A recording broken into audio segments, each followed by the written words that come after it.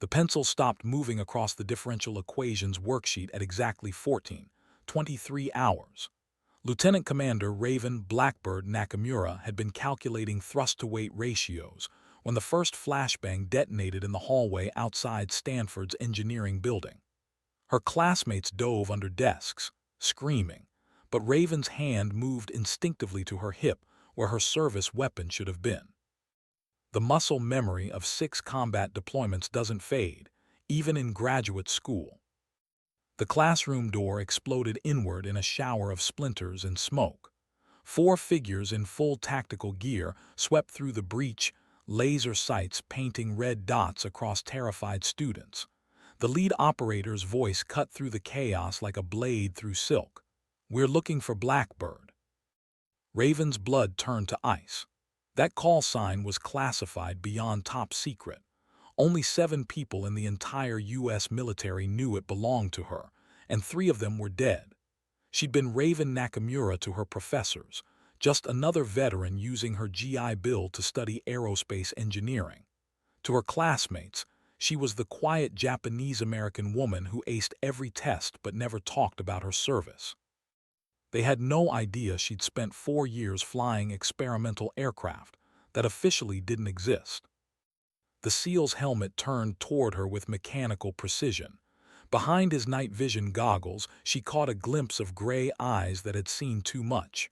"Ma'am, we need you to come with us. Now." "There's some mistake," Raven said, her voice steady despite her racing heart. "I'm not active duty anymore." "Ma'am, with respect, Project Shadowhawk was never deactivated. Your clearance was never revoked. And right now, you're the only pilot alive who can fly what we need you to fly." The words hit her like a physical blow. Project Shadowhawk. She'd spent 2 years testing aircraft that bent the laws of physics, pushing experimental fighters through maneuvers that should have killed her. The project had been scrubbed after the incident over the South China Sea when her wingman. "Rodriguez is dead," she whispered. "Yes, ma'am. Lieutenant Commander Martinez died 17 minutes ago. Engine failure during a test flight, which makes you the only remaining pilot certified for the X-47 Phoenix." Through the broken windows, Raven could hear the distinctive whine of rotorcraft approaching. Not the heavy thrum of Army Blackhawks, but the high-pitched scream of Navy MH-60 Seahawks pushed to maximum power. Whatever was happening, it was happening fast. The lead SEAL stepped closer, his voice dropping to barely above a whisper. "Ma'am, I'm going to share something that's going to change your life. 37 minutes ago, a Chinese J-20 fighter violated U.S. airspace and disappeared from our radar over Los Angeles. We have reason to believe it's equipped with active stealth technology we've never seen before." The helicopter landed on the roof above them. Raven could feel the building shake. "They want you back in the cockpit, Blackbird, tonight." Through the smoke and chaos, Raven felt something she hadn't experienced in 3 years, the familiar weight of duty settling on her shoulders. Her pencil clattered to the floor as she stood, leaving her civilian life scattered across a desk like debris from an explosion. The scared graduate student was gone. In her place stood the woman who had earned the most classified call sign in naval aviation. "How long until Wheels Up?" she asked. The operator's helmet bobbed once. 40 minutes. The Phoenix is fueled and waiting." Outside, the Seahawk's turbines spun up to flight speed. Through the broken windows, Raven could see her classmates staring at her in shock. They were seeing her for the first time, not as a quiet student but as what she'd always been, a weapon the Navy kept in reserve for the impossible. She followed the SEALs toward the sound of rotor blades and remembered why they'd called her Blackbird. Some birds were meant to fly alone in darkness where no one else could follow. The Seahawk lifted off into an overcast San Francisco sky, banking hard toward the south. In the distance, Raven could see the contrails of fighters scrambling from Lemoore Naval Air Station, their afterburners painting orange streaks against the gray clouds. Whatever was coming, the entire Pacific Fleet was mobilizing. She strapped herself into the helicopter's jump seat and closed her eyes, letting her mind drift back to procedures she tried to forget. Phoenix startup sequence, weapons systems integration, the feel of experimental fly-by-wire controls that responded to thought as much as touch. ETA to Miramar, 23 minutes, the crew chief shouted over the engine noise. Raven nodded, but didn't open her eyes. She was already flying, her hands moving through phantom control checks as muscle memory took over. The X-47 Phoenix wasn't just an aircraft. It was a culmination of everything she'd learned about pushing technology beyond its limits. And if the Chinese had something new, something that could disappear from American radar, then the Phoenix might be the only thing fast enough and advanced enough to find it. The Seahawk banked again, descending toward Naval Air Station Miramar. Through the porthole window, Raven could see FA-18 Super Hornets lined up on the tarmac like sleeping predators. But those conventional fighters wouldn't matter tonight. This was a job for something that officially didn't exist, flown by a pilot the Navy had hoped never to need again. As they touched down, Raven opened her eyes and saw her reflection in the helicopter's window. The face looking back wasn't that of a graduate student anymore. It was the face of someone who had stared death in the eye at Mach 2.3 and never blinked. The crew chief slid the door open. "Ma'am, they're waiting for you in Hangar 7. Raven stepped onto the tarmac and immediately felt the familiar sensation of being home. The smell of jet fuel and hydraulic fluid, the whine of turbine engines, the controlled chaos of a flight line preparing for war. This was where she belonged, not in a classroom solving theoretical problems. Hangar 7 loomed ahead, its massive doors sealed against prying eyes. Inside waited the Phoenix, the most advanced fighter aircraft ever built. And somewhere over Lowe's Angels, an enemy pilot was flying technology that could change the balance of power in the Pacific. She walked toward the hangar with measured steps, each one taking her further from the life she'd been building and closer to the one she'd been born to live. The Navy SEALs flanked her, but she no longer needed their escort. She was exactly where she was supposed to be. The hangar doors began to slide open, with a mechanical rumble that vibrated through her bones. Inside Hangar 7, the X-47 Phoenix waited like a sleeping dragon. Even powered down and static, the aircraft seemed to pulse with barely contained energy. Its angular surfaces absorbed light rather than reflecting it, giving the impression of a hole cut in reality itself. Raven had forgotten how the Phoenix affected people the first time they saw it, how it seemed less like a machine and more like something that had evolved beyond human understanding. Captain James "Razor" Castellanos approached from the shadows beneath the aircraft's wing. Raven hadn't seen her former commanding officer in 3 years, but he looked like he'd aged a decade. The stress lines around his eyes were deeper, and there was a weariness in his posture that spoke of too many classified briefings and too many impossible decisions. "Hello, Blackbird," he said quietly. "I wish we were meeting under better circumstances." "Sir," she came to attention automatically, the reflex ingrained despite her years away from active duty. "At ease, we don't have time for ceremony." Razor gestured toward the Phoenix, its black surface seeming to absorb their voices. "How much do you remember about our systems?" "Everything," Raven replied without hesitation. "Some things you don't forget." "Good, because we're about to ask you to do something that makes your previous test flights look like training runs." Razor activated a holographic display that materialized in the air between them. At 15:47 hours, this J-20 appeared on NORAD's screens over the Pacific, inbound for Lowe's Angels at supersonic speed. Standard intercept protocols were initiated. The hologram showed the radar track, a steady blip approaching the California coast at Mach 1.8. Then, impossibly, the contact simply vanished. Visual confirmation from 2 F-22 pilots places the aircraft directly over downtown LA at 16:14 hours, Razor continued. but it's completely invisible to every radar system we have, including the most sensitive arrays at Edwards and Vandenberg.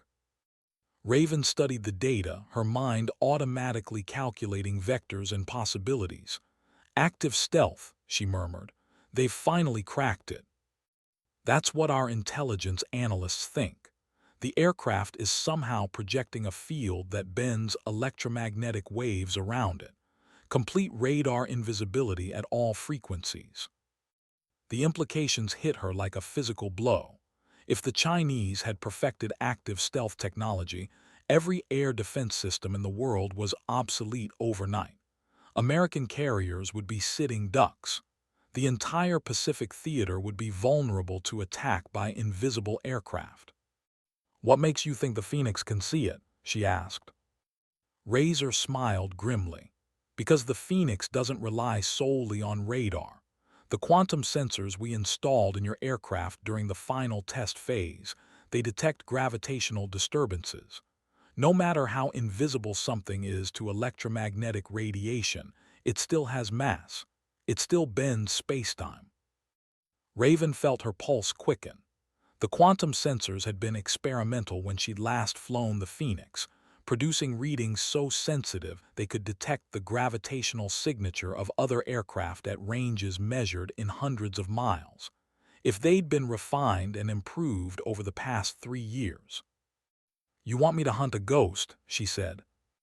"I want you to prove that American technology is still superior to anything our adversaries can field," Razor replied. "The Phoenix is faster, more maneuverable, and now equipped with sensors that can see through any stealth technology ever developed. But it needs a pilot who understands its limits." Around them, ground crew personnel moved with practiced efficiency, running pre-flight checks and loading weapons systems. Raven noticed they were installing missiles she didn't recognize, sleek white projectiles that seemed too small to be effective against a modern fighter. "New ordnance?" she asked. "Quantum-guided interceptors. They lock onto gravitational signatures rather than heat or radar returns. If you can see the target, these missiles will hit it." The Phoenix's engines began their startup sequence, a low whine that built to a crystalline shriek as the experimental power plants came online.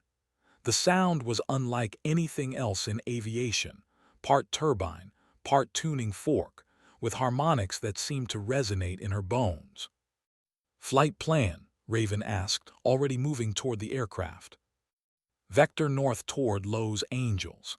The J-20's last known position was over Griffith Observatory, but it could be anywhere in the city by now. Your mission is to locate and destroy it before it can complete whatever objective brought it here. Raven paused at the base of the Phoenix's boarding ladder. "And if it's not alone?" Razor's expression darkened. "Intelligence suggests this might be a test, a probe to evaluate our response capabilities. If that J-20 reports back that our fighters can't detect it, we could be looking at a full-scale stealth assault within hours." The weight of the mission settled on her shoulders like a familiar cloak.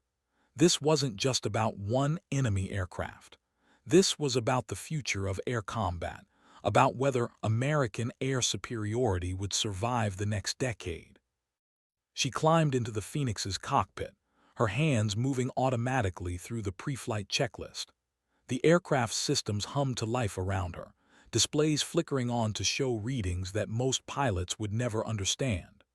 Gravitational sensor arrays, quantum entanglement communicators, thrust vectoring controls that could make the aircraft dance like a hummingbird or strike like a falcon. "Blackbird, this is Tower," the radio crackled. "You are cleared for immediate departure. Vector 035 climb to Angels 40. Good hunting." Raven's hands found the throttles, pushing them forward with the smooth confidence of someone who had never forgotten how to fly. The Phoenix began to roll toward the runway, its engines painting blue fire against the hangar walls. Through her helmet's heads-up display, she could see the tactical situation developing over Los Angeles. Commercial aircraft were being diverted, military patrols were establishing search patterns, and somewhere in that maze of light and shadow, an invisible enemy waited. She pulled onto the runway and pushed the throttles to military power. The Phoenix shot forward like a bullet, its experimental engines producing thrust that seemed to violate the laws of physics. At rotation speed, she pulled back on the stick and felt the aircraft leap into the sky with predatory grace. Below her, the lights of San Diego fell away into darkness. Above, the first stars were becoming visible in the desert sky. And somewhere ahead, an invisible enemy was about to discover why they called her Blackbird. The Phoenix climbed through 30,000 feet in less than 2 minutes, its engines transitioning from conventional afterburner to something far more advanced. Raven felt the familiar sensation of being pressed back into her seat as the aircraft accelerated beyond the performance envelope of any fighter in the world. "Blackbird, this is Overwatch," a voice crackled in her headset. "We're tracking your ascent, looking good so far." Overwatch. The code name meant this mission was being monitored at the highest levels, probably the Pentagon, possibly the White House. The invisible J-20 had gotten someone's attention in a very big way. Copy Overwatch. Passing Angels 35, all systems nominal. The Phoenix's quantum sensors began painting a three-dimensional map of the airspace ahead. Unlike conventional radar, which showed only hard returns from metallic surfaces, the gravitational sensors revealed everything. The mass of every aircraft, every bird, every weather balloon within a 100-mile radius. At 40,000 feet, Raven leveled off and began her search pattern. Los Angeles spread out below her like a circuit board, its streets and highways forming geometric patterns of light against the dark ocean. Somewhere in that urban maze, an enemy pilot was flying an aircraft that represented the next evolution of stealth technology. The quantum sensors swept back and forth, analyzing gravitational disturbances with microscopic precision. A commercial airliner appeared as a large, slow-moving mass signature. Military patrols showed up as smaller, more agile contacts. But there, just at the edge of her sensor range, something else. "Contact," Raven whispered into her microphone. "Bearing 027, range 80 miles. Mass signature consistent with a fighter aircraft." "Copy Blackbird, can you confirm hostile?" Raven adjusted her sensor arrays, focusing on the anomalous reading. The contact was moving in a search pattern over downtown LA, too fast for any civilian aircraft, too large for a helicopter. And it was completely invisible to conventional radar. She could see the gaps where it should have appeared on air traffic control screens. "Confirmed hostile, initiating intercept." She banked the Phoenix toward Los Angeles, its engines spooling up to supersonic speed. The aircraft cut through the night sky like a blade, leaving only the faintest contrail to mark its passage.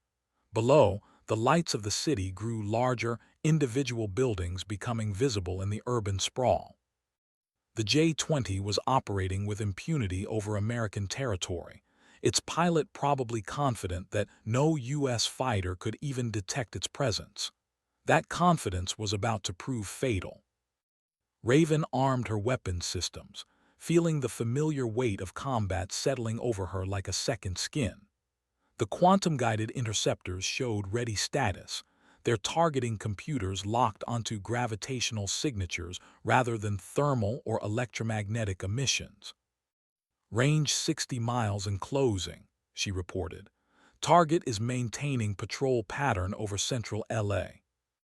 "Roger Blackbird, you are cleared to engage at your discretion." The Phoenix's heads-up display painted targeting information across Raven's field of view. Range, bearing, closure rate. All the data she needed to prosecute an engagement against an enemy that thought it was invisible. At 30 miles, she could see the gravitational disturbance clearly on her sensors.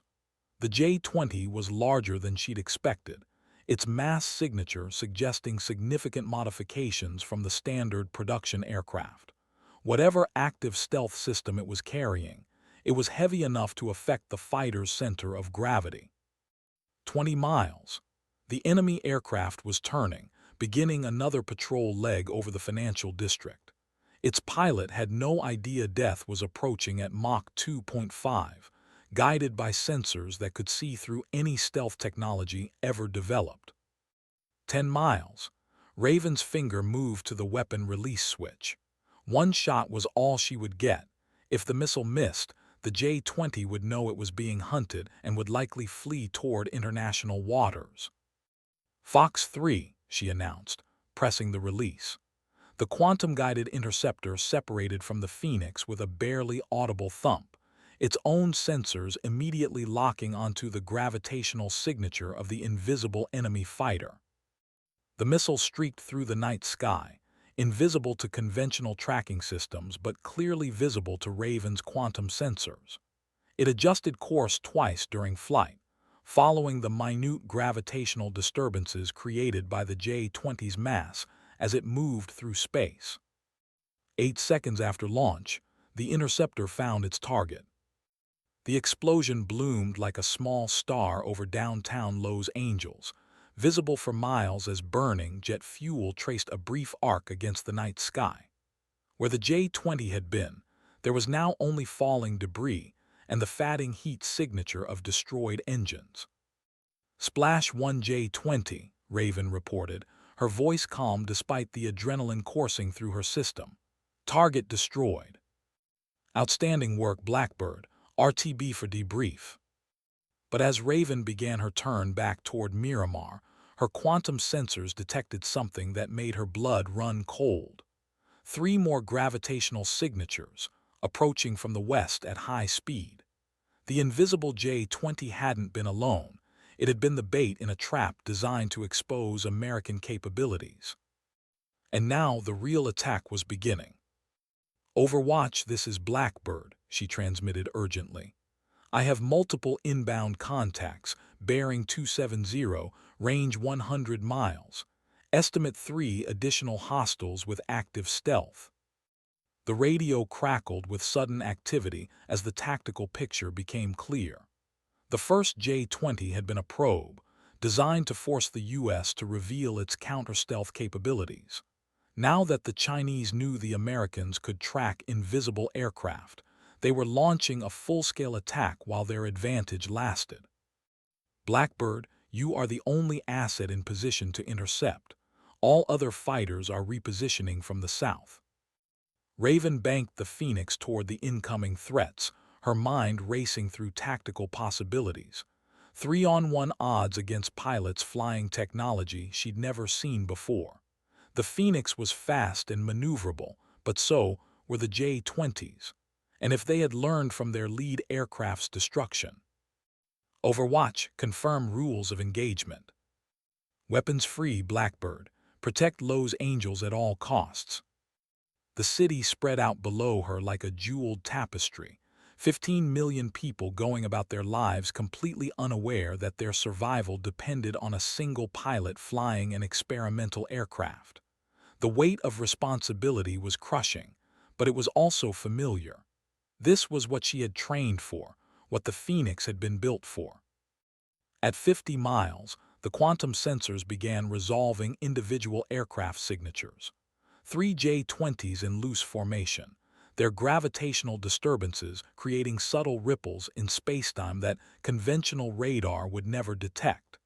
They were flying at maximum speed, racing to reach their targets before American reinforcements could arrive. Raven selected her remaining interceptors and began calculating firing solutions. 2 missiles left against 3 targets. She would have to make every shot count, then close to gun range for the final engagement. The night sky above Los Angeles was about to become a battlefield. Multiple contacts, bearing 270, range 40 miles, Raven reported, her voice steady as ice. Engaging lead aircraft. She fired her second quantum interceptor at maximum range, watching the missile streak toward the leftmost J-20. But this time, the enemy pilot was ready. The Chinese fighter began a series of violent evasive maneuvers, pulling G-forces that should have torn it apart. The missile detonated harmlessly 50 feet from its target, its proximity fuse triggered by gravitational disturbances from the J-20's defensive maneuvering. The enemy aircraft emerged from the fireball intact, still invisible to conventional sensors but clearly visible to Raven's quantum arrays. "Splash negative," she reported grimly. "Hostiles are aware of our tracking capability."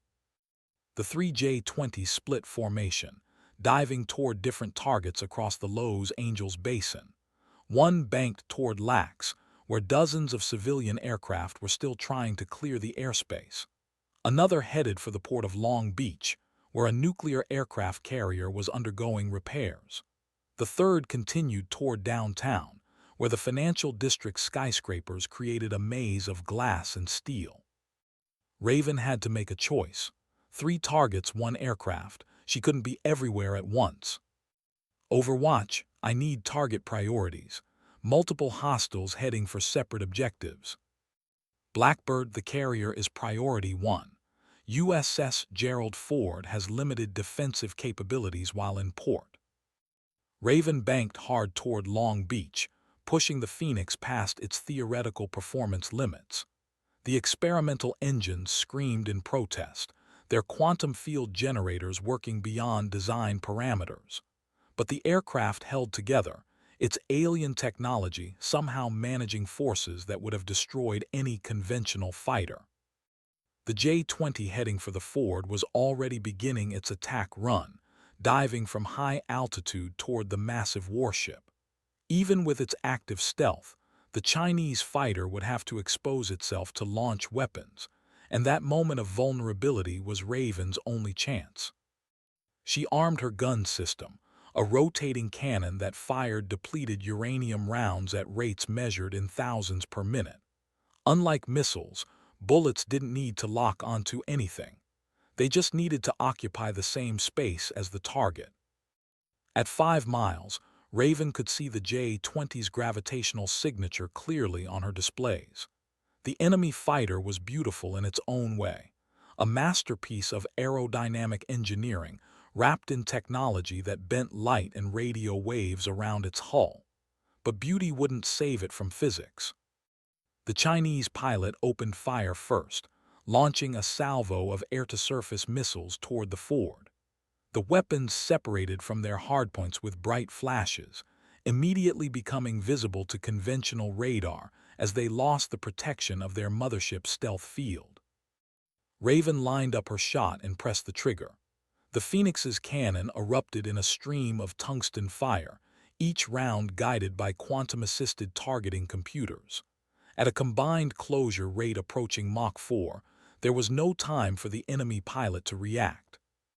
The J-20 flew directly into the stream of depleted uranium rounds, its stealth systems useless against kinetic weapons. The fighter disintegrated in a spectacular fireball, its wreckage raining down into the harbor just short of the Ford's position. "Splash 2 J-20s, Raven reported, already turning toward the next threat. But her celebration was premature.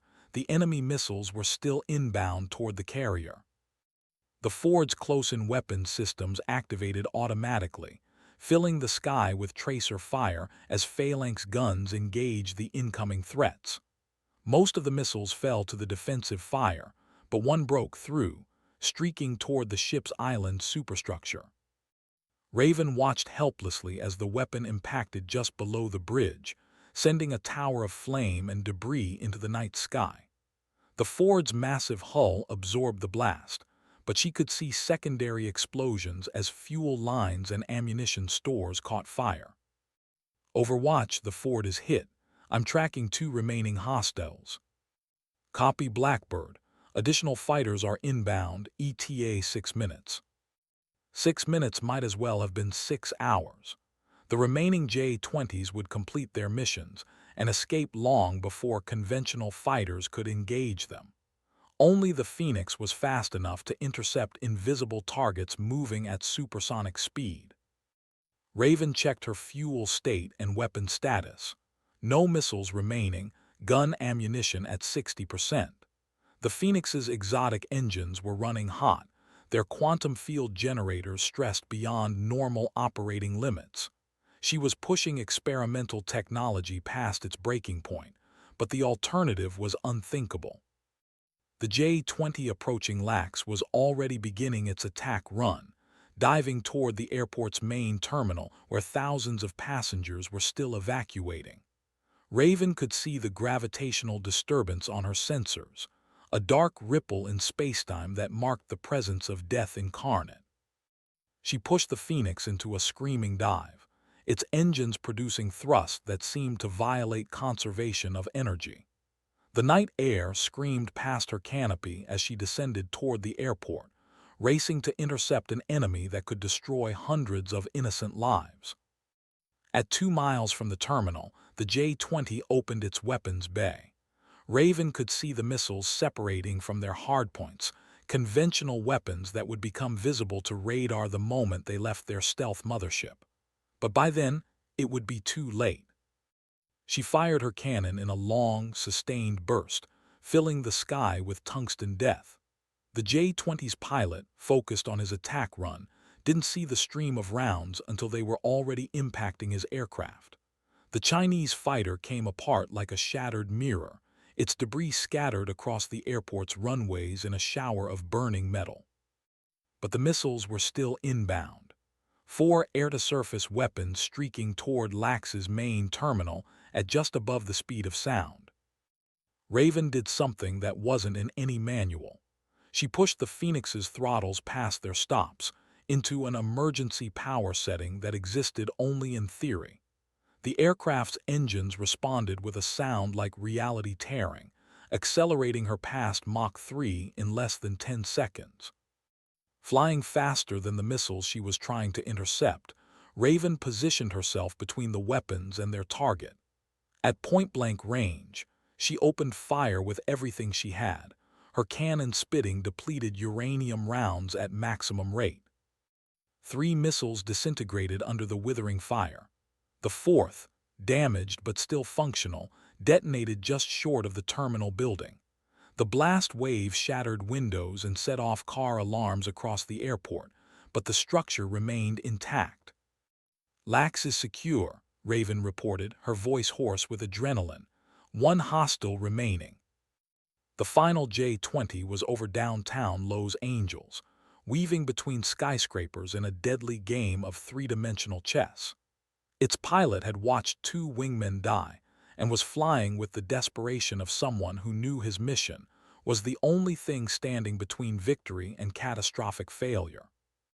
Raven pursued through the urban canyon, her quantum sensors painting a picture of gravitational disturbances bouncing between glass and steel walls. The enemy fighter was using the city's architecture as cover, making it impossible to get a clean shot without risking civilian casualties. "Blackbird, this is Overwatch.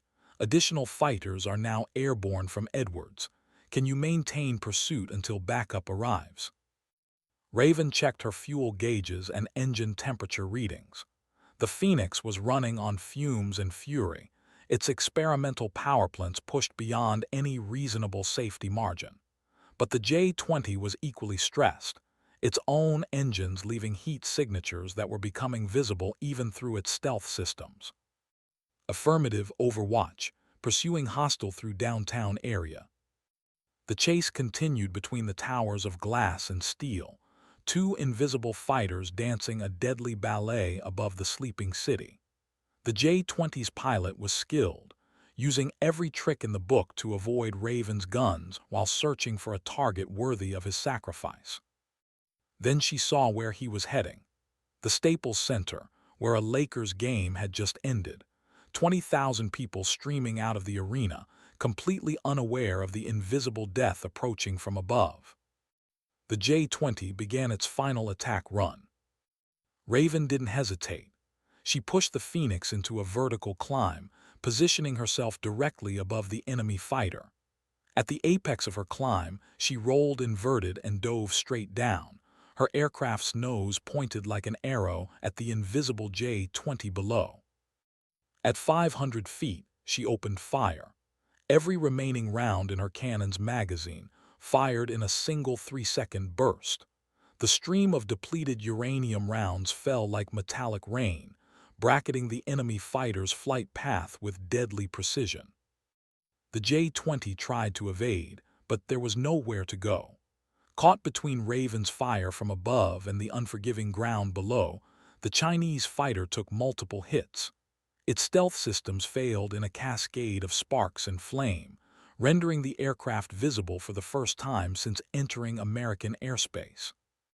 The crippled J-20 crashed into a parking structure 6 blocks from the Staples Center, its wreckage contained within the concrete walls like a tomb. There were no secondary explosions, no civilian casualties, just the end of an invisible war that most of the world would never know had been fought. "All hostiles down," Raven reported, her voice barely above a whisper, returning to base. The Phoenix turned south toward Miramar, its engines finally allowed to throttle back from their emergency settings. In the distance, Raven could see the lights of conventional fighters approaching from Edwards Air Force Base, arriving just in time to secure a battlefield where the real fighting was already over. She had done the impossible, engaging 4 invisible enemies with an experimental aircraft and emerging victorious. But as the adrenaline faded, the cost became clear. The Phoenix's engines were damaged beyond repair, its quantum sensors overloaded, its ammunition exhausted. It had been a one-way mission disguised as a routine intercept. The aircraft that had made her victory possible would never fly again. As Naval Air Station Miramar appeared on the horizon, Raven began her final approach in the Phoenix. The aircraft's damaged engines produced an uneven whine, their quantum field generators cycling through shutdown sequences that hadn't been programmed into any manual. She could feel the fighter dying around her, its experimental systems burning out one by one like candles in the wind. The tower cleared her for emergency landing on the longest runway, with crash crews standing by in case the Phoenix's volatile fuel systems decided to catastrophically fail. Raven brought the aircraft in hot and fast, knowing this would be her last chance to demonstrate the fighter's capabilities to the brass watching from the control tower. She greased the landing with textbook precision, the Phoenix's landing gear touching down so smoothly that the aircraft barely seemed to decelerate. But as soon as the wheels made contact with the runway, warning lights began flashing across her instrument panel. Primary engine failure, backup power offline, hydraulic pressure dropping to 0. The Phoenix rolled to a stop just short of the arresting cables, its engines finally falling silent after their superhuman performance. Raven sat in the cockpit for a long moment, listening to the settling sounds of cooling metal and dying electronics. The most advanced fighter aircraft in the world had given everything it had to protect American airspace. Now it was just an expensive collection of experimental technology that would never fly again. Ground crews swarmed the aircraft, connecting power cables and coolant lines to prevent the exotic engines from overheating. Captain Castellanos appeared at the base of the boarding ladder, his weathered face showing a mixture of pride and concern. "How do you feel, Blackbird?" he asked as she climbed down from the cockpit. "Like I just got in a knife fight with physics," Raven replied, pulling off her helmet. "And physics won." "The hell it did.